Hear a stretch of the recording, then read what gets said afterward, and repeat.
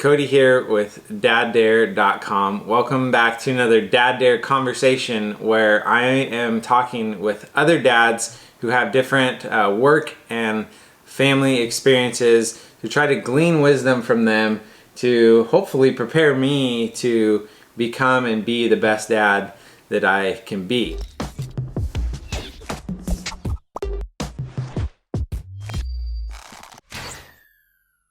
If you are watching on YouTube, make sure you push the subscribe button all the way in and click the bell so you get notified when we post new videos. If you're on Facebook, hit that like button.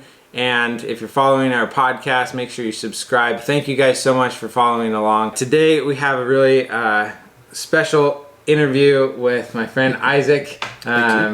Special maybe isn't the best word, but you've become someone that I am fond of over the last several months because we've only known each other for a short period of time. Yeah. And why don't you kind of give an introduction of who you are, maybe a brief background on your work experience, Sure. And then a little bit about your family. Okay. My name's Isaac Hernandez, 51 years old. Got married late in life, in my late 30s. Been married for 15 years now with my wife, Becky. We have 3 sons, Isaac, Isaiah, and Israel. And we have 2 adopted daughters, Natalia and Naya. I'm currently an assistant pastor with Calvary Chapel Church in Ellensburg. And my work background, I've been doing the pastor thing solely for about 7 years. But before that, I was a manager for a fire sprinkler contractor in California.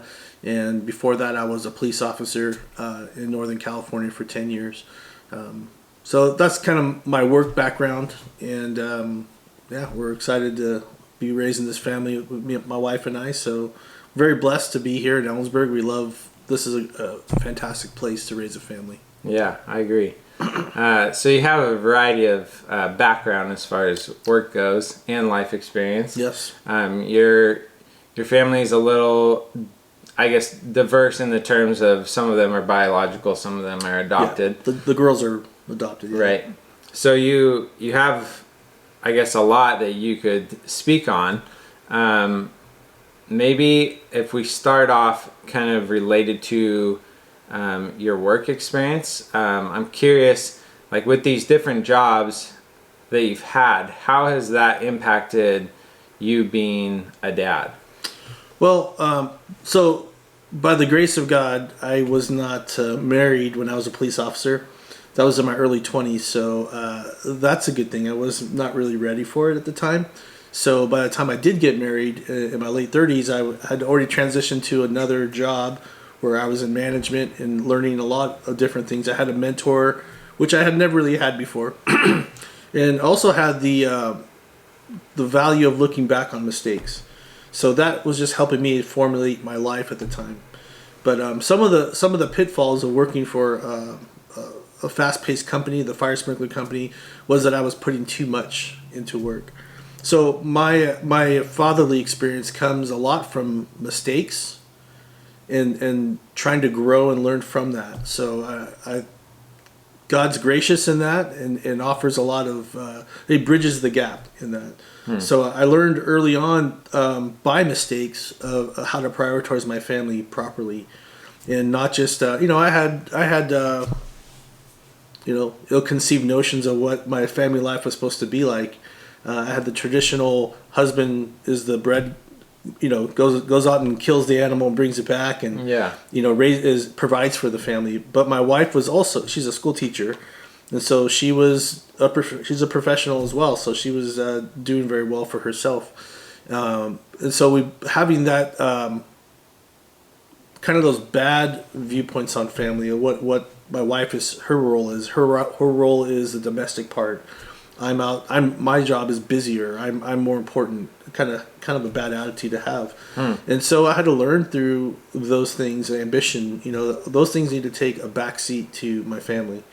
And God was gracious to take me through some really difficult times. And out of that came, by the time we had our 3rd son, I quit my job. to be a stay-home father and to pursue ministry full-time. So we'd come a full circle around. My wife had asked me a few years before that, hey, what do you think about quitting your job? I kind of had a dream, and I laughed at it. And, the Lord allows me to be stupid like that. And he had the last laugh because he had a better plan. And so by the time we had our third son, I stayed home and I raised him from, he didn't go to daycare. He stayed home with me. Wow. It was me taking care of my little boy. And that was an amazing experience, Yeah. And then so that remains, kind of brings us here to Ellensburg, where my job is flexible. I'm the stay-home dad, in essence. I do a lot of work from home. I'm home. I take the kids to the doctor's appointments. I cook dinner. I get the house ready. So my wife is still a school teacher, and her regimented job is Monday through Friday. So but my ministry schedule varies, so I'm all over the place. Yeah. But it allows me, and I say that, and I'm very, very blessed to be able to serve my kids and my wife in that way. Mm-hmm. So it's a unique experience, and I cherish it. Yeah. How do you balance like the emotional drain that comes with pouring into ministry as well as like pouring into your family? Those are two huge pieces of your life, and they're both are kind of pulling from you. Mm-hmm. It comes back to the strength of our marriage is not because I'm a great person or I have some other skill that other people don't, but my wife has a strong personal devotion time with God, and mine is as well. We both have our own independent time. Some families, some marriages, they want to do Bible studies together and things like that, and that's great for some people, but our schedule doesn't really lend to that. So, but that is the strength of our marriage. So no matter if you do it together, if you're doing it separate, that has to be the priority. God has to, the marriage, the way we see it, is that the marriage doesn't work without God being in the middle and drawing both parties together as one. Yeah, for sure. And so if he's not in control of it, then the whole marriage is going to collapse, no matter how great of a person you are. So during those times, though, we both have a strong devotion time. My wife is my best friend, so I share a lot of things with her, and I rely on her support. Sometimes I need to talk, and sometimes I need downtime, and so that's it's really going back to the Lord to keep from being overly drained, depending on the Holy Spirit to bridge the gap, and that's what God does. I'm not perfect. There's times obviously where we don't always live up to those ideals, but God's grace is sufficient for us even in those times. And so just having not just my wife, but also having other men in my life that I can be honest with and speak to. And I know you and I have had some great discussions at lunch, and I treasure those moments as well. I need those days. I need those times to go have breakfast with a bunch of guys and be like, that was therapeutic to me. That was kind of what I needed to keep moving on as well. So, it's not just one thing. It's a variety of things and kind of layered together, if that makes sense. Yeah. Just you got to have a healthy support around you, and that includes, and Pastor Tad and I, we're friends, so we're very blessed to that. And so he and I have those types of discussions a lot, where we definitely don't have a pastor who doesn't have friends and is not connected, because I learned the value and the detriment of not having that. To be insulated and to be solo is not what God has called pastors to do. They have to be transparent somewhere in their life as well. And that includes being a father too. Is the same thing. You don't take all that on your shoulders. You have to be transparent. You have to have let people into that environment as well. Mm-hmm. Yeah. So two words for me that are really coming forward as you were talking was, one was grace, like you mentioned grace, and the other was community. Yeah. And I feel like grace, you mentioned grace from the Lord, but also like grace towards your spouse, and what does grace towards your kids look like? Well, that's a little different sometimes. because we're called to be the disciplinarians at times in their life, and it does take some different forms. For the most part, though, it's being confident, and it's being consistent with them. But it's also being accessible to them. Now I can, and my boys, because they're all strong-willed, so won't let anybody out of that one. But they all, at times, there's times when Dad has to sit down with them, and I had to learn as well to not discipline them in anger, and to control my emotions, because as a former police officer, I do have some PTSD, and so sometimes that manifested itself in some different ways that I wasn't prepared for, and that was a few years ago. Probably like 7 years ago when we first moved here, I really started noticing anger issues that I didn't know about before. Oh, wow. But being transparent with that, I found people around me to support me with that, and to give me some advice on how to mitigate it. Ultimately it was the Lord helping me with that. Once again, pouring out that grace. It's not, you have to have that. God's grace it can't be overstated enough. None of this works without the grace of God. And so learning to understand how I work in that environment, and not to transfer that anxiousness or anger to those around me, was important. And I still got to catch myself. It's a battle that we have to fight. But learning not to discipline in anger, scream and yell and belittle them is important. But you still have to be firm, and unflinching in some areas. But on the one hand, correction. But then after correction's over, the fact that my kids want to come and sit with me and watch a movie, or some of the younger kids, they want to sit in my lap, or the girls want to be next to their dad and they want to snuggle on the couch. Even my sons do that too. They're going to be embarrassed, but they like to snuggle too, And so every day, that's the important part, is like it all comes together under the umbrella of love. Yeah. And so my kids, I'm a strict father. But they know beyond a shadow of a doubt that I love them more than my own life. And that's evident because they respond to correction. They respond mostly to the love as well.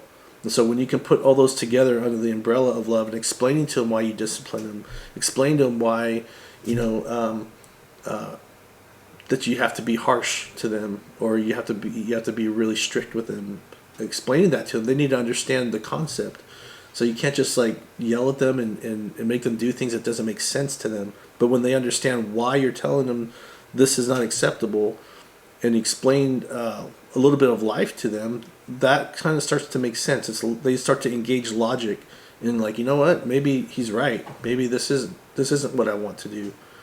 And so talking with them a lot. So all that together, it's an interesting thing. Yeah, I feel like that's kind of the biggest goal as a parent, from what I'm understanding, is being able to accurately communicate to your children, and to teach them so they can understand and go through life in a healthy way. And that process is going to be different with every kid, different with every parent. Yep. And it's a challenge because of that variety. But would you say there's an art form to parenting? Have you gotten better at it over the years? Yeah, that's very true. You have to grow. You have to grow. We all have to be. None of us have arrived, and this side of heaven, none of us are going to be at our destination. So, and that's the beauty of our relationship with Christ, is that we're constantly growing. The Lord plans for us to go through a process of sanctification, to grow in grace, to grow in holiness and righteousness. There's an order to it, and if you're not in order, then you're immature, and that's going to show up in a lot of different ways spiritually. And then if you're not mature as a person, if you're not growing through life, then you're going to have problems, because you're always going to be like I said earlier, in my 20s, I wasn't following the Lord, and so I was really self-centered. I don't know how people put up with me back then, especially girlfriends and whatnot. That was horrible. It wasn't what people needed. but like I said, through mistakes, I grew, and the growth wasn't always pleasant. A lot of it was hard to go through, but I wouldn't change anything because during those hard times, God's purpose wasn't the destination, but the journey to take me through those difficult times to learn things about myself. To where now it's the growth behind it helps me to communicate with my kids and learn what motivates them, and each one of them is different. So you have to have a different brush with if you're talking about artwork. Yeah. You have to have there's a different texture to each one, and some respond to tacos, some respond to a treat, and so we do that. I'll take one of them out of school, and I'm sorry if anyone from the school district's listening. Usually in concert with an appointment somewhere, but I'll take one of them to Costco with me on a Costco run, or maybe it's like today I have to take a daughter to dental appointment or eye appointment, but I'm going to take her out a little bit early, and she loves ice cream, so I'm going to stop by Dairy Queen. That's my plan. I already have a plan. So, but those moments like that are teachable moments. It's relational moments. That's each kid gets a day with dad or mom, and we kind of do little trips like that. On just everyday life, but just learning to I get to be one-on-one with mom and dad, and then talking through how's everything going, just seeing what's happening with them. Because collectively it's chaos. So you got to make those moments. You got to etch out a moment of where it's just calm. Yeah. So you have to create and be intentional. So that part of that artistry is being intentional with the things you do. Yeah, I like that. I like the intentional one-on-one time, and I'm definitely motivated by tacos. Yeah, me too. Amen. Here's a question. So if you could describe your experience as a dad with 3 words, what would those 3 words be and why?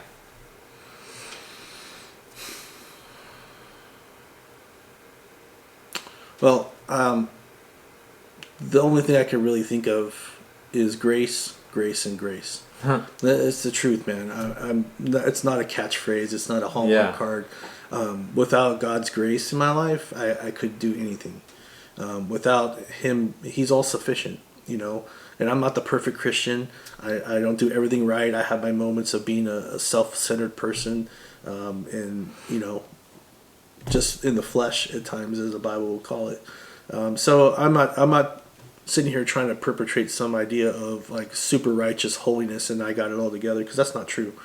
And I sin just like everybody else, but God's grace compels me to want to be a better person, compels me to be a better father, because I have the best example of a father figure is my Heavenly Father. His relationship with me, his ministry to me, how he treats me. For instance, in church on a Sunday morning, he's ministering to the whole congregation, but I get God anytime I want personally. And those moments are for me, so I have to have that time or I'm no good to help others. So, that helps me in ministry, but it also helps me in life. And, when we do have our Bible studies with our kids, I can relate those things to them. Hey, you know what? I know you're struggling with this, and I know this is hard for you. I struggle with it. You struggle with it? Yeah, I do. I have to pray every day. This is how I overcome that.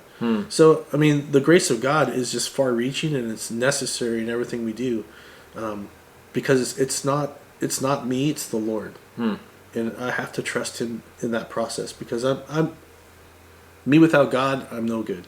I'm really not. And so everything that's good and that in my life comes from Jesus. Yeah, that's awesome. I feel like I'm a Christian as well, and I'm trying to think if I wasn't a Christian and listening, when I hear the word grace, it might push me off a little bit. But sure. Let me just expound on this posture that you're talking about. Is you're being completely vulnerable. You're getting to a place where you're so confident in who you are that you are surrendering to a higher power and putting your trust and faith in Him, and then allowing that to be a model of how you go and like love other people. Is that like Yep.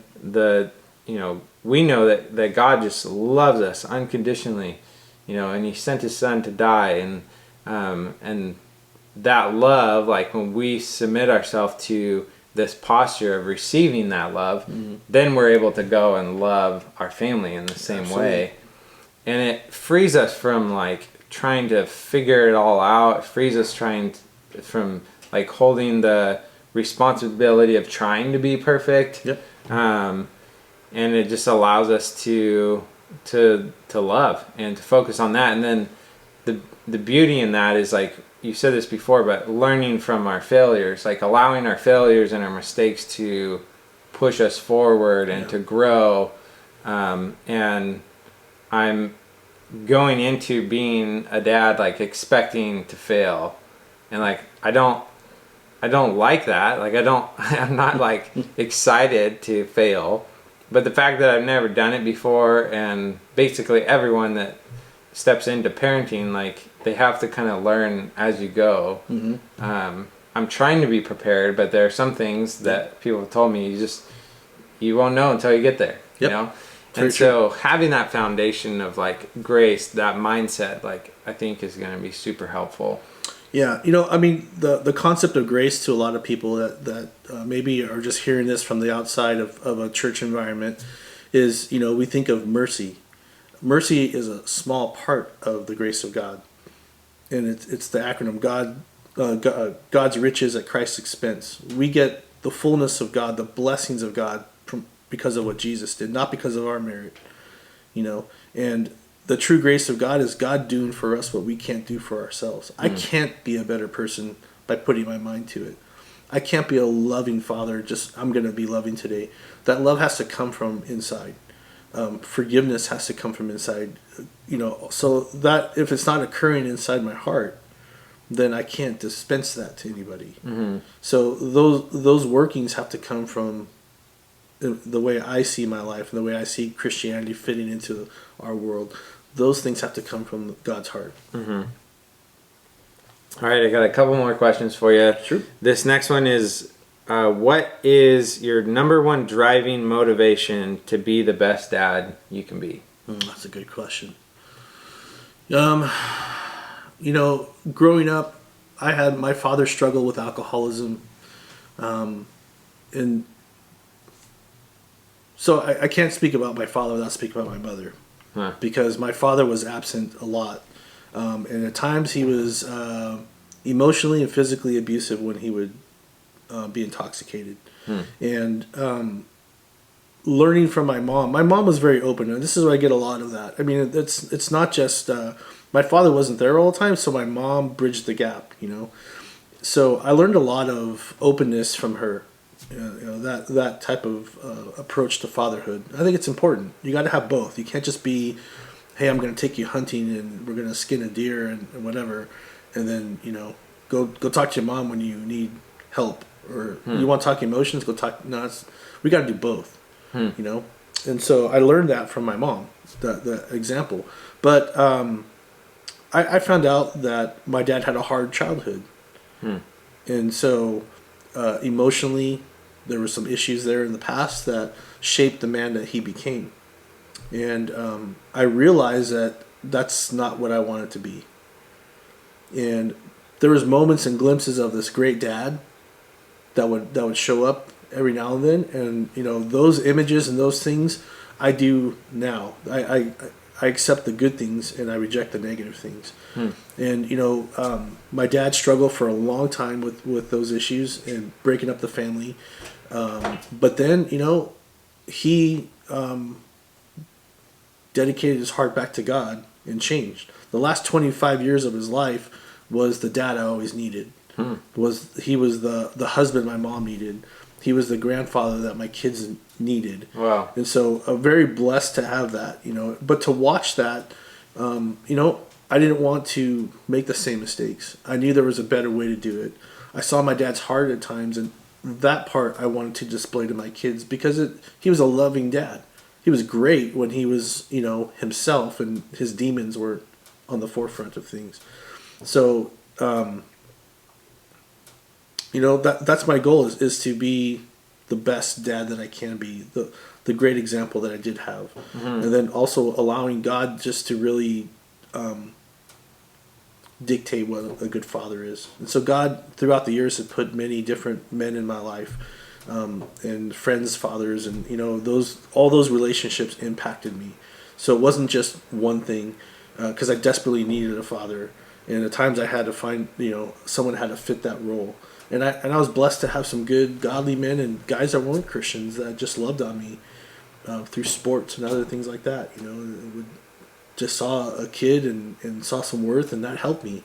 But to help find, that's the most important thing, is to give them worth. Give our kids worth, and that's the kind of father I want to be. Yeah.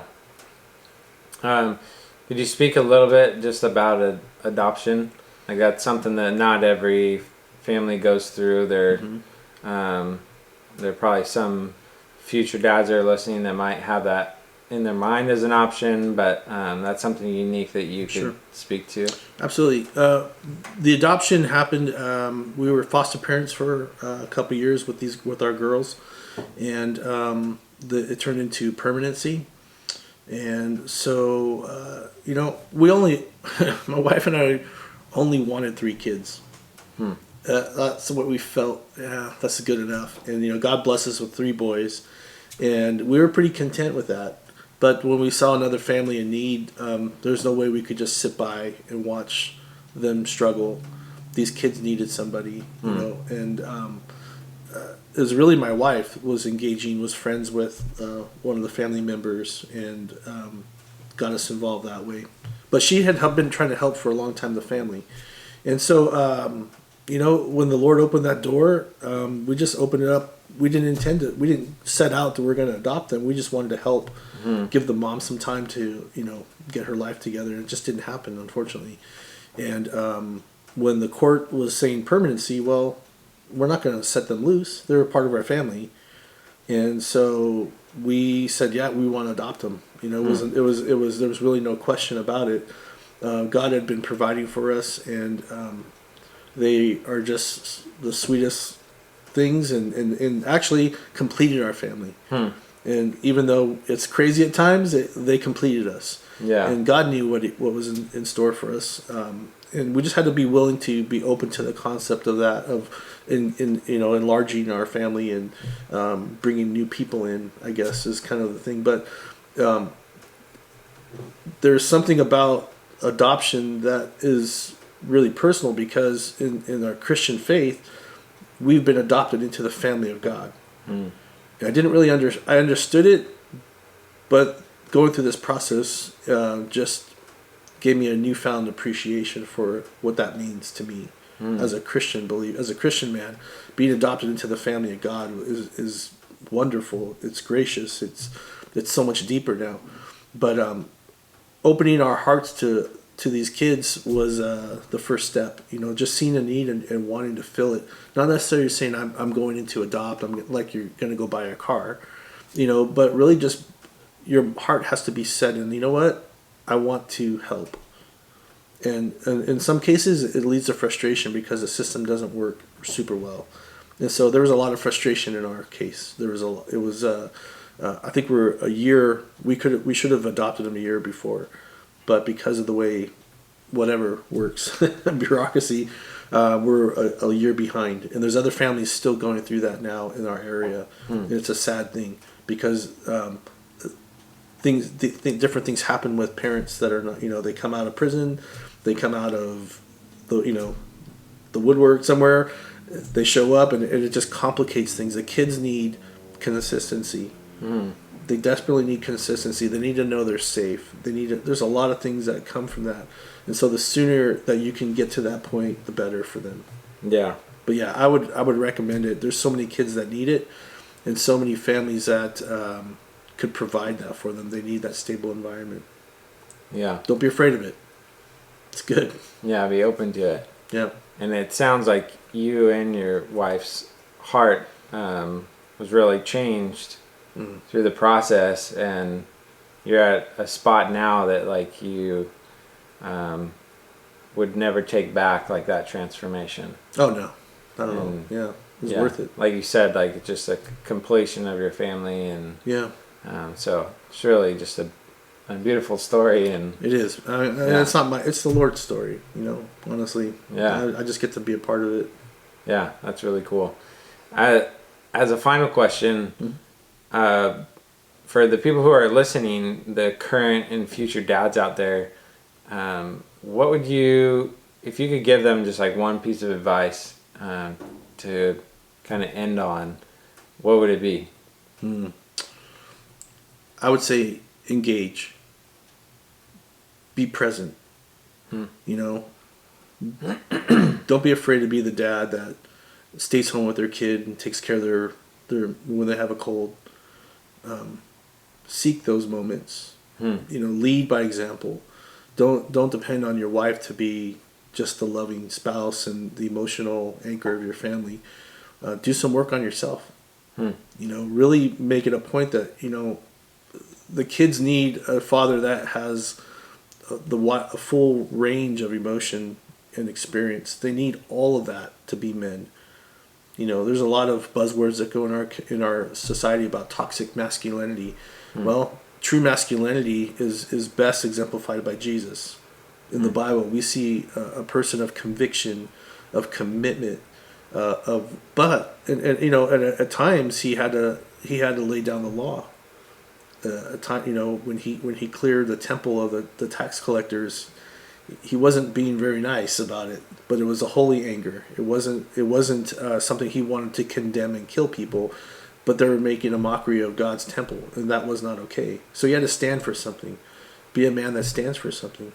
And then Christ also, when we see this picture of him, he was also the most loving person you could have seen. He was the strongest man. He was all man, but you know what? He cried. He had compassion. He was motivated by the love he had in his heart for people. And that drove him to engage and to lower, some might say to lower himself to go sit with tax collectors and prostitutes. But that compassion motivated him. And so Christ being the perfect example of what a man should be, is we need to adopt that. Even if you're not a Christian, you can still appreciate the strength, the love, the compassion that Jesus, the historic Jesus, had. And I'm not trying to make everyone a Christian, but you should all be. But that's the best thing we could do. But it's far-reaching. It's not just some. It's not just some placard we live up to. You have to really engage it personally. And so, dads, you got to be there. You got to be engaged. You got to be this full figure of a man that is going to help prepare your sons to be married someday. How to treat women. They watch you. How do you treat your wife? Right? And so those traits, and how do you treat each other? I mean, you can't always be motivated by business. You have to have a schedule. And so when you're at home, everything else gets turned off. And you keep your time with your family sacred. I'm a pastor, but the church doesn't come before my family. It won't. I've done that before, and it's failure. So my family comes first, above everything else. And they know that. And, when it's time for dad to go, they miss me, but they understand how that works. So that's the best thing I could say, is be a dad who engages fully, man. Yeah. That's awesome. Thank you so much. You're welcome. Awesome to hang out with you. You too. And hopefully at some point maybe we can do it again. Absolutely. Yeah. So all right. Thank you guys, and we'll see you in the next one.